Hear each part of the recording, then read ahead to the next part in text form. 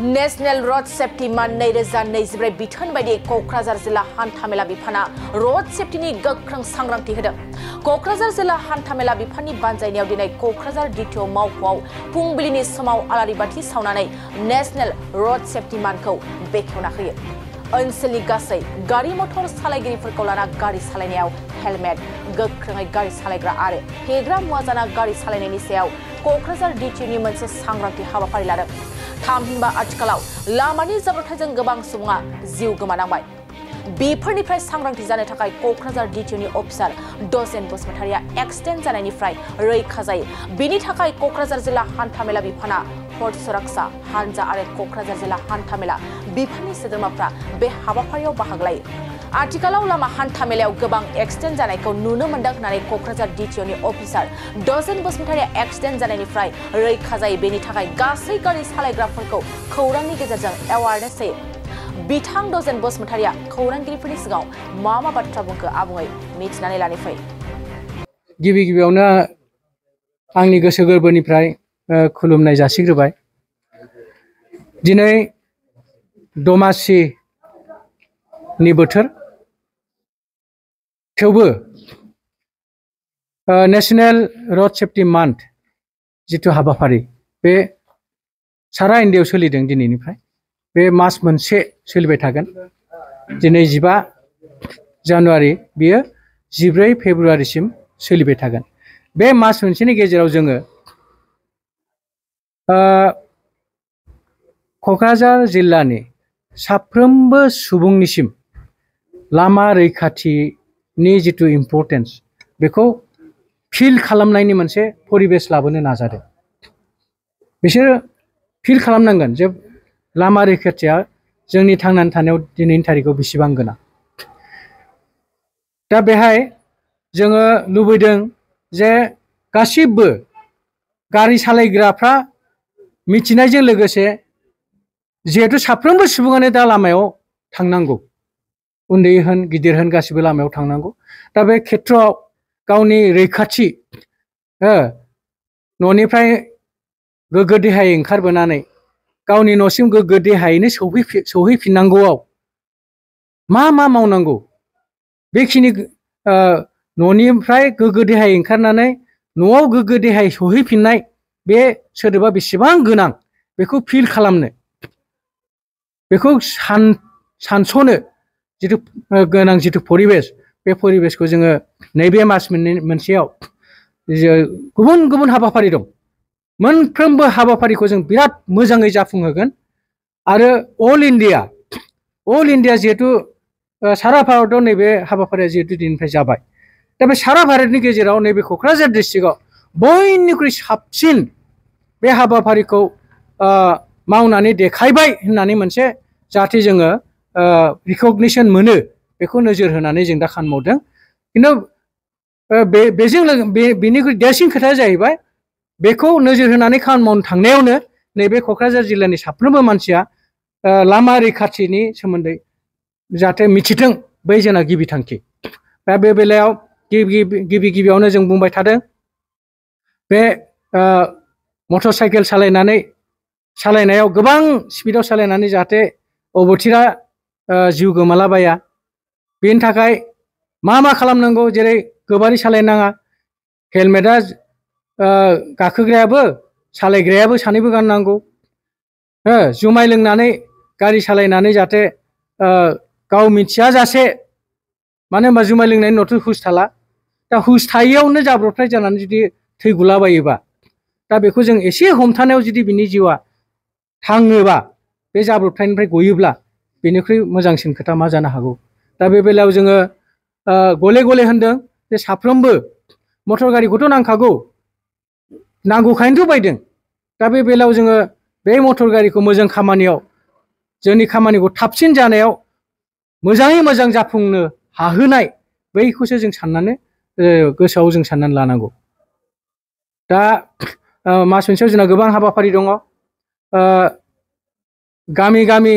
जोङो माइकिं खालामहैगोन, मिथिं खालामगोन।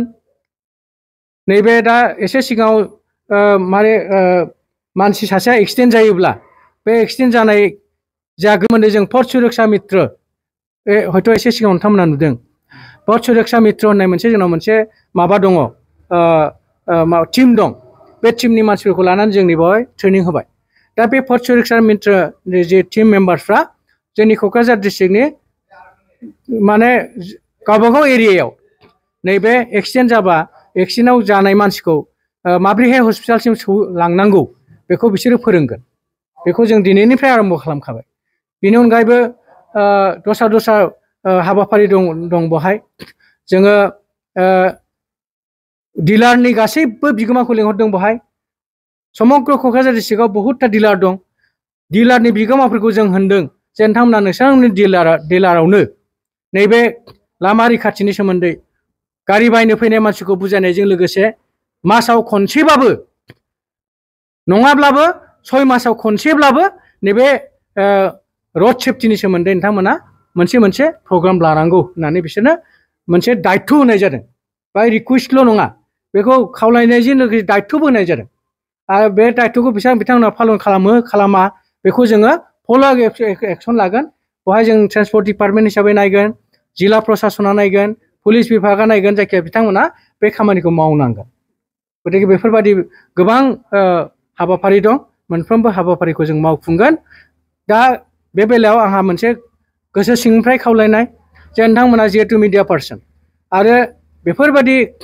जोंनि हाबाफारिखौ माने साफ्रोमबो मानसिया मिथिहोनायाव बेखौ बे मेसेजखौ गोसारहोनायाव जिहेतु नोंथांमोनहासो जोंखौ हेफाजाब होनो हायो बेनिखायनो आङो खावलायनो नागिरदों नोंथांमोना नैबे खामानिखौ मोनसे ओरैबायदि मोनसे थांखि ला जे बे माबाखौ बे बाथ्राफोरखौ बे मेसेजखौ जोङो साफ्रोमनोबो मिथिहोथारनि होननानै नोंथांमोनाबो गोसोआव अननानै साननानै ला बेखौनो बुंनानै आङो नैबे साफ्रोमनिखौबो फैगोन बोसोराव जिहेतु नैबे जानुवारिनि बे दान डिसेम्बरसिम जोङो फुरा खामानि मावलांगोन थ' थांनाय बोसोर नैबे 2023 आव जिखिनि एक्सिडेन्ट जादों जिखिनि थैगुलाबायदों बेनिख्रुइ नैबे बोसोराव जाहाथे बहुत खम जायो मानो होनबा 2022 सनाव जेसेबां एक्सिडेन्ट जाना मानसि थैदोंमोन जोङो 2023 आव बहुत नाजानायनि जाउनाव 22 निख्रुइ 2023 आव थैनायाबो खमायदों एक्सिडेन्टआबो खमायदों इन्जुरियाबो खमायदों दा बे मोनसे बयनिबो नाजानायनि मोनसे माबा बियो मोनसे जाउन बेयाव नोंथांमोननिबो हेल्प दं आरो बे हेल्पखौ जों नागिरबाय थागोन धन्यबाद बाजाज बाइक लानो गोसो गुदुं सुबुंफोरनि थाखाय गाहाम खौरां माग बिहु फोरबोआव लाबोदों क'क्राझार सहराव थानाय दावहारु अट' एजेन्सिया फैगौ 15, 16 आरो 17 जानुवारियाव माग बिहु अफार्स आरो लोगोसे मेगालन आरो एक्सचेन्ज मेला होगासिनो दं बायगिरि बिथांमोना एसेल' बिबांनि रां होग्रोनानै गाव गावनि लुबैनाय बाइकखौ बायनो हागोन दावहारु अट' एजेन्सिया बायगिरि बिथांमोननो लवेस्ट डाउन पेमेन्ट होनानै बाइक लानो हागोन नोंथांमोना क'क्राझार सहराव थानाय दावहारु अट' एजेन्सि श'रुमजों लोगोसे कारिगाव फेस्टिभ आउटलेट आरो दतमा फेस्टिभ आउटलेट आरो बडगाव फेस्टिभ आउटलेट ब्रान्च श'रुमावबो होबाय थानाय माग बिहु अफार्स आरो लोगोसे मेगालन आरो एक्सचेन्ज मेलायाव फैनानै नोंथांनि लुबैनाय बाजाजनि बाइकखौ लांफैनो हागोन बाजाजनि बाइक सालायनो मोजां मोनग्रा रायजो राजाफोरनो दावहारु अट' एजेन्सि श'रुमा लोगोसे मोजां अफारफोरबो लाबोदों बेफोरनो जाबाय 5 लिटार पेट्रल फ्रि गंनै हेलमेट फ्रि बाइक बायगिरिफोरनो फ्रि एसोर गिफ्ट हरनाय जागोन आरो एक्सचेन्ज खाबुआबो एभेलेबल जागोन मोजां खाबुबो होबावदों 500 रां होग्रोनानै गोसोबायदि बाइकखौ आवग्रिना दोननो हागोन आबुङै मिथिबावनो थाखाय 6003 99187 8822 018193 जानबुं नाम्बाराव खौरां लाहरनो हागोन